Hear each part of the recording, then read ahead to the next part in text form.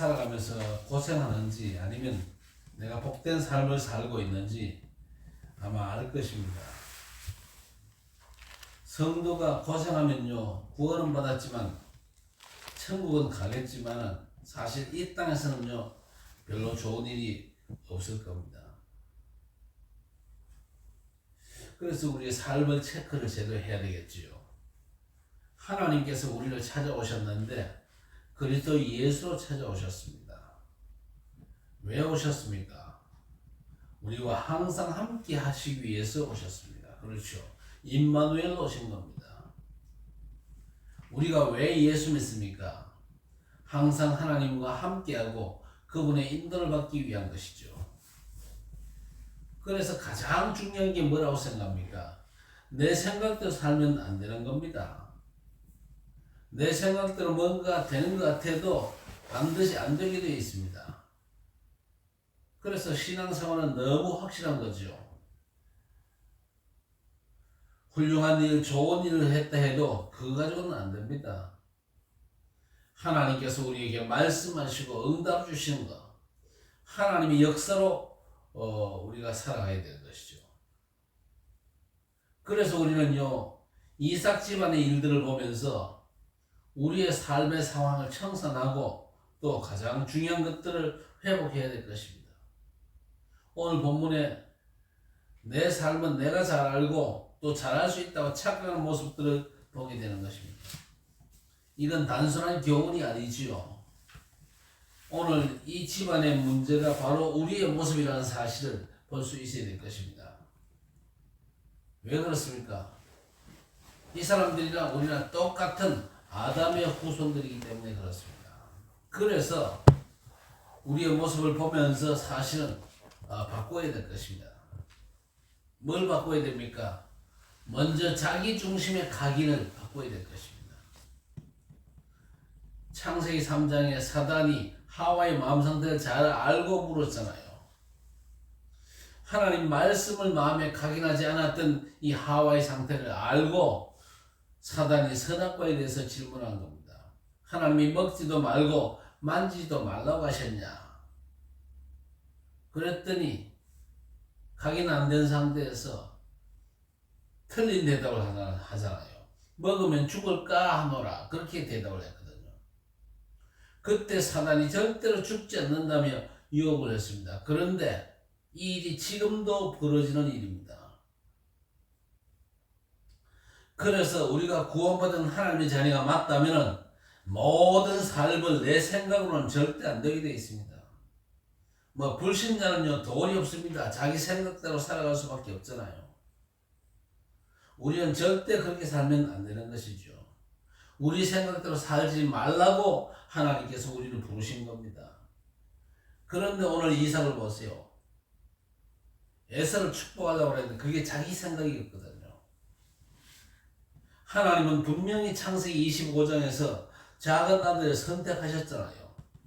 그럼에도 불구하고 하나님의 선택하심 그걸 잊어버리고 그게 각인 안 돼 있기 때문에 자기 생각대로 큰 아들을 축복하려는 그런 모습을 보이지 않습니까?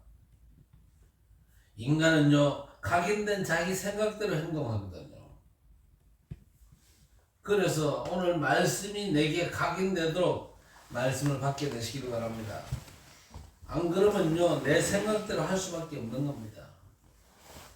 빌립보 2장 13절에 너희 안에서 행하시는 하나님께서 주신 말씀이 너희 생각이 되도록 역사하신다고 말씀했습니다. 그래서 우리가 말씀을 잘 듣고 포럼하면서 확인해야 됩니다. 내 마음에 각인된 게 아니면 절대 포럼이 안 되죠. 예배는 드리고 말씀은 받는데 왜 포럼이 안 되느냐? 성도의 삶에는 반드시 포럼이 되어야 됩니다. 그런데 말씀이 내게 각인 안 되면요 절대 포럼 못 합니다. 같이 앉아 있어도 포럼 할 게 없어요. 왜? 말씀이 내게 각인 안 되면요 그 말씀 따라가는 일이 힘드는 게 아니고 불가능하거든요. 보통 문제가 아니죠. 자, 그렇게 되니까요 자기 판단을 더 믿지 않습니까? 보암짓도 하고 먹음짓도 하고 지혜롭게 할 만큼 탐스럽기도 한 나무인지라 그랬습니다. 사람들이 뭘 모르고 있습니까? 하나님의 것이 자신의 판단보다 정확한 사실 모릅니다. 절대 몰라요. 성도라도 마찬가지입니다. 중직자라도 마찬가지입니다. 말씀 각인된 게 없으면요, 하나님의 말씀이 내 생각보다 훨씬 더 우월하다는 걸 절대 모릅니다. 그래서 하나님의 어리석음이 사람보다 지혜롭고 하나님의 약하심이 사람보다 강하다고 고린도전서 1장 25절에 분명히 말씀했거든요. 우리 인간은요, 하나님과의 관계가 멀어지면 어두워집니다. 그래서 빛 대신 우리 하나님께서 우리를 찾아오신 것이죠. 하나님과의 관계가 멀어진 모습 때문에 이삭이 완전 어두워진 것입니다. 우리 인간은요, 하나님의 은혜가 없으면 아무것도 바르게 분별할 수가 없는 것입니다. 반면에 하나님의 말씀이 제대로 마음에 각인되면요, 말씀 따라 헌신하고 순종할 수 있는 것입니다. 그러면 그 말씀대로 응답이 반드시 오는 거죠. 그래서 우리는요, 날마다 말씀 응답을 진짜 응답으로 확인해야 됩니다. 말씀 성취가 안 되는요, 다 실패로 알면 되겠죠. 자, 이렇게 에서를 축복하려고 하다 보니까 35절에 내 아우가 와서 속여서 내 복을 빼앗았도다. 책임은 전가잖아요. 지가 잘못해놓고, 이삭 지가 잘못해놓고 야곱에게 책임을 전가는 겁니다.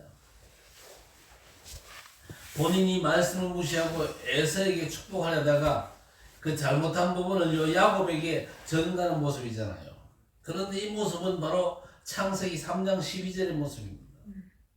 범죄한 아담 하와에게 하나님이 찾아오셨을 때에 아담이 뭐라고 핑계댔습니까? 하나님이 주셔서 함께 하게 하신 여자, 그 책임을요, 하와에게 전달하는 모습입니다. 그래서 우리는요, 말씀으로 한 주간 내 모습을 발견하고 내 모습들을 넘어설 수 있어야 될 것입니다. 오늘 우리가 하나님의 말씀을 언약으로 붙잡으면요, 그 말씀이 성취되어 가지고 기쁨과 감사가 넘치는 성도가 있는 반면에 아주 한 주간 피곤한 상태로 교회 오는 성도들도 많거든요. 내가 열심히 하는 게 문제가 아니지요. 하나님 말씀 성취의 응답으로 우리에게는 감사와 확신이 반드시 있어야 될 것입니다. 말씀 성취를 성도가 맛보지 못하면요, 불평, 불만, 원망, 핑계가 나오게 되는 겁니다. 그래서 사도행전 2장 47절에 사도의 가르침을 받아 서로 교제하고 하나님을 찬미하고 온 백성이 칭송을 받으니 주께서 날마다 구원받는 사람을 더하게 하셨다 하겠습니다. 그래서 우리의 절대 사명이 뭡니까? 말씀의 언약 따라 살아가는 거죠. 그래서 우리는요, 말씀 따라 반드시 내 것을 넘어서야 될 것입니다. 내가 말씀 따라가느냐, 아니면 내 생각 따라 살아가느냐, 그걸 점검해야 됩니다. 그래서 우리의 신앙생활은 철저하게 하나님 중심이 되어야 되고, 말씀 중심, 그리고 교회 중심이 되어야 됩니다. 두 번째, 반드시 바꿔야 될 육신주의 뿌리가 있습니다. 창세기 6장이죠. 우리 속에 육신적인 뿌리가 있습니다. 에서는 자신에게 뿌리 내린 대로 해쪽 속에 여자를 아내로 삼고 한 번에 2명의 아내를 삼아버렸는데 해쪽 속이 누굽니까? 하나님을 믿지 않는 사상을 갖고 있던 멸망할 족속입니다. 안타깝게도 에서는요, 육신이 좋아하는 대로 선택을 한 것입니다. 그런데 이 모습은 창세기 6장 2절의 모습과 똑같지 않습니까? 결국에 네피림에 장악된 모습입니다. 우리에게도 이런 모습이 얼마든지 있을 수 있거든요. 그래서 어떻게 해야 됩니까? 어릴 적부터 제대로 가르쳐야 되는 것이죠.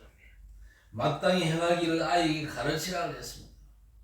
세상과 마귀가 끊임없이 집중 공격을 하고 있지 않습니까?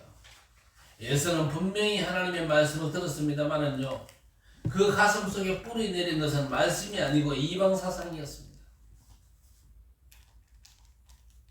어릴 적 주변 이방 사상들이 자꾸 이 에서의 마음속에 들어왔거든요. 그래서 뿌리 내린 겁니다. 자신의 경험과 세상 것들이 내 것이 되어 있는 것입니다. 교회 안에도 이런 사람들이 많거든요. 그래서 왜 언약의 사람끼리 결혼하라 그러냐? 이 이방 사상이 그대로 들어와 있는 사람과 결혼하고 자식이 나오면요, 그게 그대로 전달되잖아요. 하나님께서 경건한 후손을 주시려고 언약의 사람끼리 결혼을 하라고 말씀하는 겁니다. 자, 그런데 오늘 에서의 모습은요, 영적인 것에 전혀 관심이 없지 않았습니다. 그러니까 당연히 고생하는 인생이 될 수밖에 없는 것이죠. 자, 그러니까 에서는요, 아버지와 동생을 날마다 원망하는 겁니다. 하나님의 말씀이 없는 사람은요, 분명 그 속에 원망과 분노와 미움이 있습니다. 언약 없는 사람은요, 이 땅에서부터 지옥의 삶이 진행되는 겁니다. 지옥 가기 전에 지옥이거든요. 에서의 기본 바탕 상태가 분노였습니다. 그러니까 야곱을 죽이려고까지 나오잖아요. 그런데 우리 속에 이 내면이 그대로 있다는 사실을 우리가 인정을 해야 될 것입니다.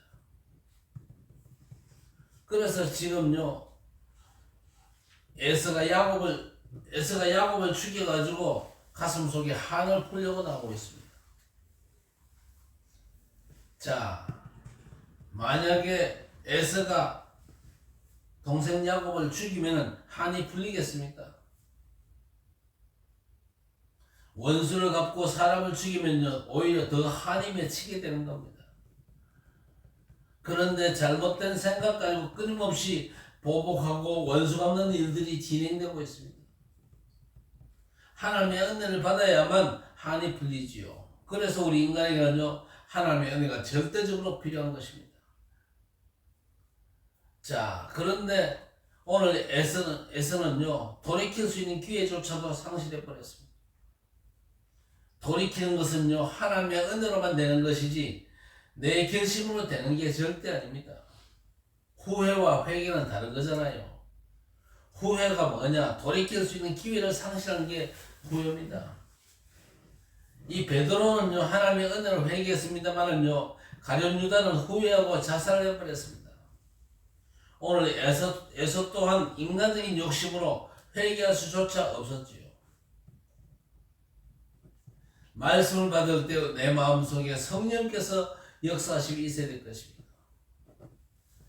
내 마음속에 성령께서 역사하실 때에 성령의 감동하심에 순종할 수 있어야 될 것입니다. 말씀대로 내 삶에 하나님 나라 역사가 반드시 나타나죠. 그걸 따라가는 삶이 성공하는 삶입니다. 성령을 거역하면요, 세상과 오는 세상에서도 사심을 얻지 못한다고 마태복음 12장 31절 32절이 경고하고 있습니다. 말씀이 임했는데 내 생각으로 말씀을 조종하고 관심이 없는 것만큼 성령을 거역하는 죄가 없거든요. 그래서 에베소 4장 30절에 성령을 근심되게 하지 말라고 말씀합니다. 우리는요, 하나님의 말씀을 내 마음에 각인하고 내 방법과 욕심을 넘어서야 될 것입니다. 내 판단에 좋은 생각도 안 되고 훌륭한 생각도 안 되는 겁니다. 신앙생활이 뭡니까? 늘 항상 하나님과 동행하는 것이죠. 방법이 뭡니까? 하나님의 말씀을 붙잡고 말씀을 각인하고 말씀을 따라가는 겁니다. 자, 그리고 반드시 바꿔야 될 성공주의 체질도 있습니다. 창세기 11장의 체질이 바로 그거 아닙니까? 바벨탑을 쌓을 때와 똑같은 모습이죠. 이 내용이 오늘 본문에도 있고 우리 안에도 있거든요. 우리 힘으로 흩어짐을 면하자 그랬지요. 오늘 그렇게 믿음 좋았던 리브가도 자식에 대해서는요, 자기 생각대로 밀어붙이는 모습입니다. 자신들 노리고 어떻게든 성공하게 만들려는 모습들이 나타나잖아요. 리브가도 야곱도 붙잡아야 될 게 뭡니까? 창세기 25장의 하나님의 약속입니다. 큰 자가 어린 자를 섬기리라. 하나님이 그렇게 미리 말씀하셨다면 그 하나님의 말씀을 전적으로 신뢰하는 겁니다. 그런데 그 말씀을 전적으로 신뢰하지 못하니까 리브가에게도 인간적인 모습이 나오잖아요.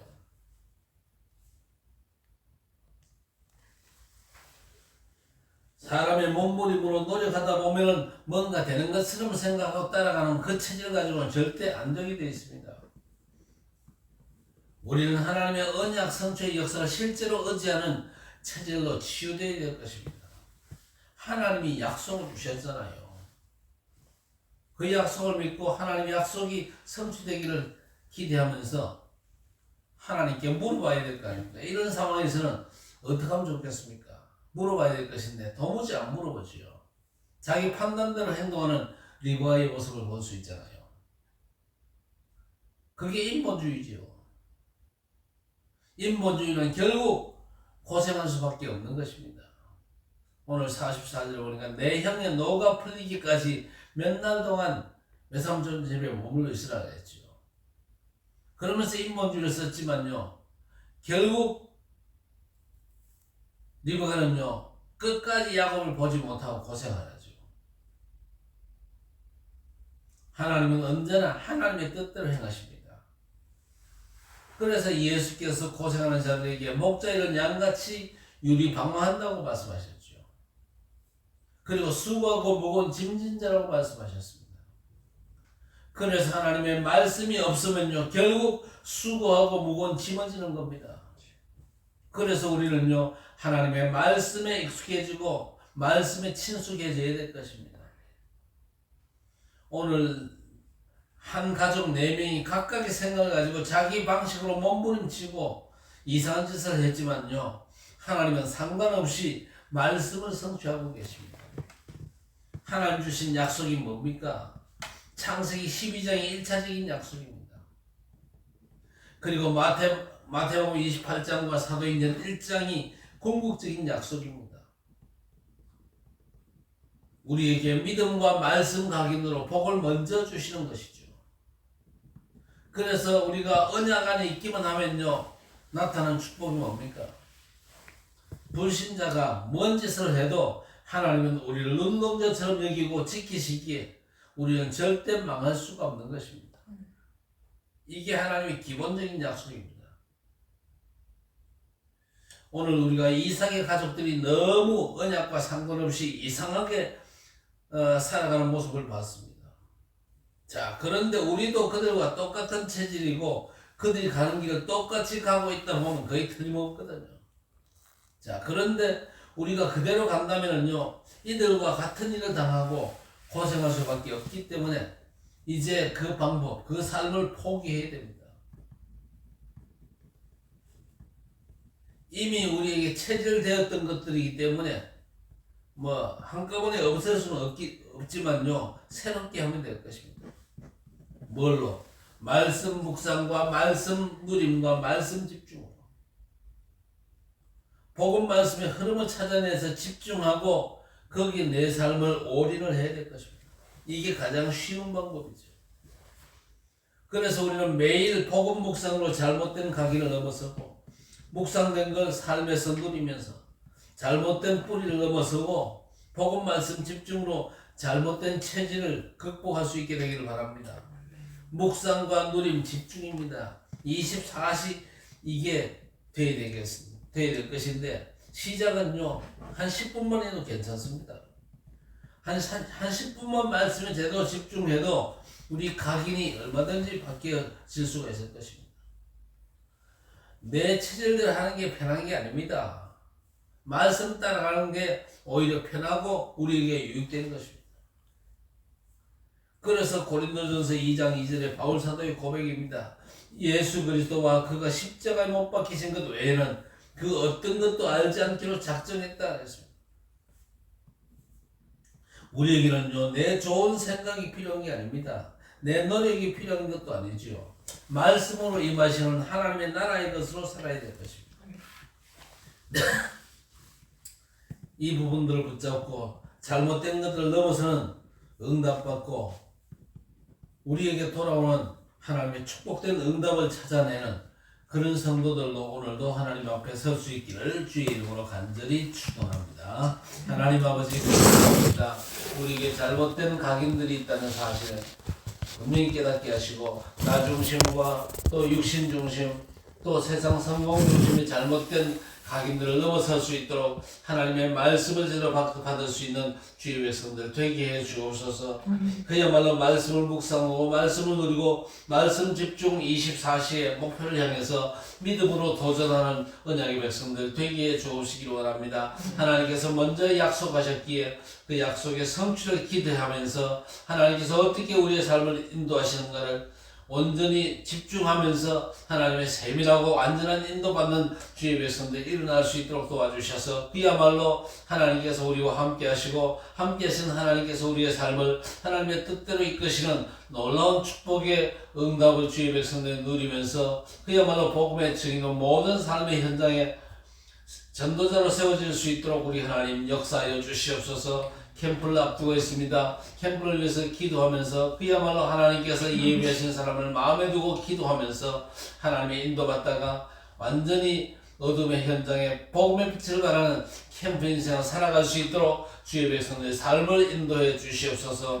오늘도 전무한 축복의 날 되기를 소원합니다. 하나님이 홀로 영광 받아 주옵소서. 예수님의 이름으로 간절히 기도드리옵나이다.